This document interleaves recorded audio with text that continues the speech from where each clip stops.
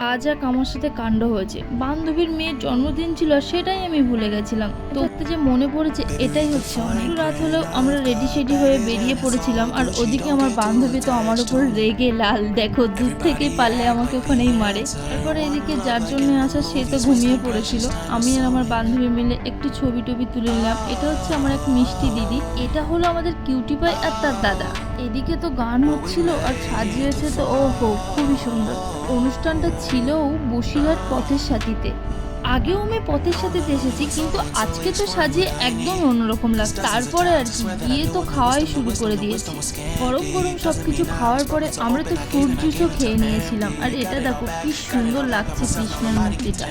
তারপর আমরা একটু খাওয়া দাওয়া করার পরে চারপাশে একটু ঘুরেও দেখে নিলাম। আর এদিকে আমার ফুচকেটা দেখো, খুব কষ্ট হয়ে গেছে, এসেই ওর বাবার কোলে শুয়ে পড়লো। আর এদিকে আমিও একটু ফটো ভিডিও করে নিয়েছিলাম। দেখতে দেখতে আমাদের তো অনেক রাত হয়ে গেছিল। তারপর আমরা সোজা চলে যাই খেতে। খাওয়ার জায়গাটা আলাদা জায়গায় করার জন্য আমরা সোজা ওখানে চলে আসি। টেবিলে খেতে বসে বসে আমাদের ইউটিউবের ভিডিওগুলোও দেখছিলাম। তারপরে চলে আসে আমাদের মেনু কার্ড। দেখতে না দেখতে পমফ্রেট মাছ, ভেটকি, ইলিশ, খাসির মাংস, বাপরে পরপর তো চলেই আসছিল। এদিকে তার সঙ্গে আমি আজ একটু মিষ্টিও খেয়ে নিলাম।